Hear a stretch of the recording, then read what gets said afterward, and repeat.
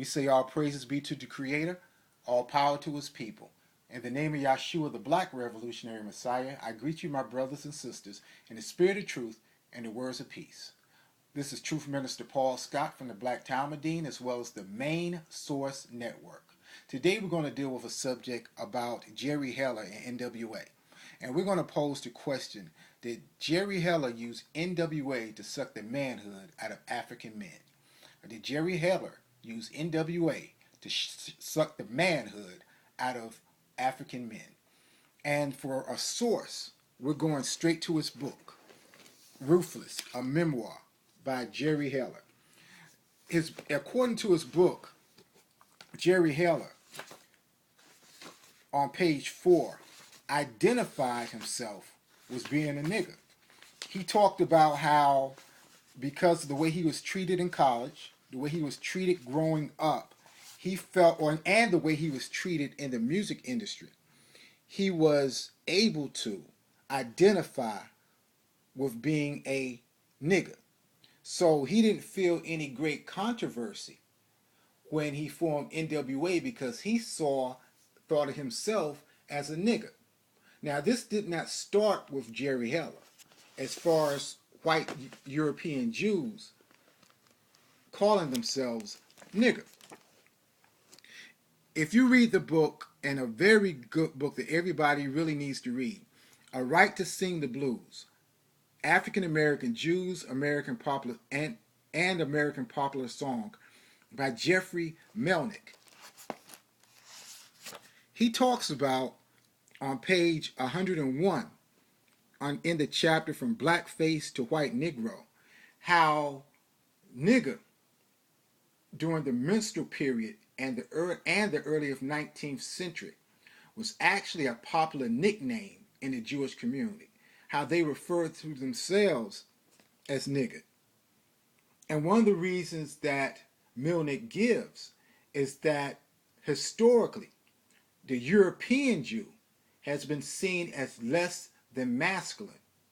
So in order to gain masculinity, he had to become a nigger. Because even in the stereotypical white mind, the black man has always been known for his sexual prowessness, unlike the European Jew. So what they had to do was start calling themselves nigger. And reading directly from the book, none of this is to deny that the nickname almost certainly bestowed a fair amount of valued street credibility on the young men so named, embedded within the insult which constitutes nigger, is a chance for the Jewish man to capture some of the masculine cliché stereotypically ascribed to African American male. He goes on to write, even so, the Jewish nigger most certainly obtained a valuable dividend of masculinity from his nickname. So we see that didn't start with Jerry Heller. It goes back into the minstrel shows that were originated by European Jews. Another thing I found very interesting in this book, on page 114 and 115, there was a famous Jewish songwriter named Irving Berlin.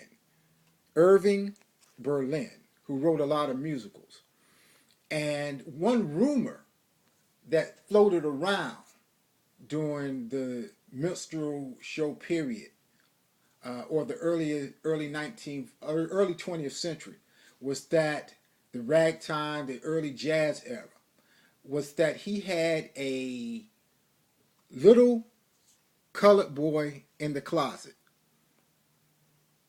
that actually wrote his music for him. That he had a little colored boy in the closet that actually wrote his music for him. And as we go to page 115, it even gets stranger. Because Milnick says, in this anecdote, as the Jewish use of the nickname nigger, we find a decidedly anti-utopian rendering of the connections of African Americans and Jews. He goes on to say, the anecdote interprets Jewish interventions into African American culture as rooted in theft and force rather than in talent and voluntary cultural merger.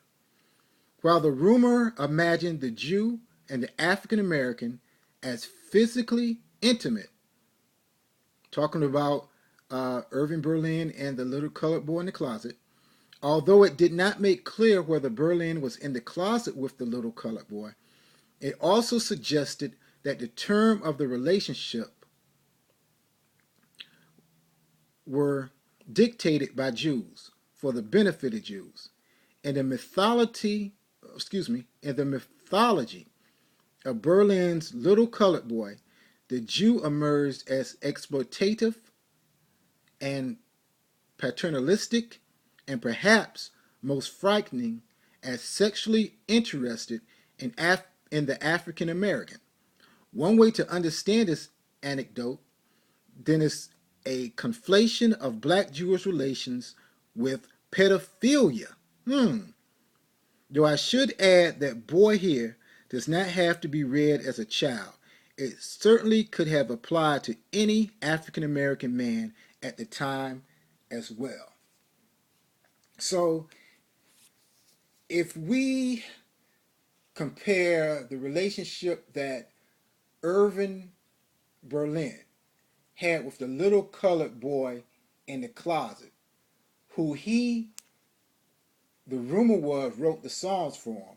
Compare that with Jerry Heller in NWA, Eazy-E, and how they made Jerry Heller rich. Make the connection? I know you do. Truth Minister Paul Scott, Black Talmudine, Main Source Network. Peace.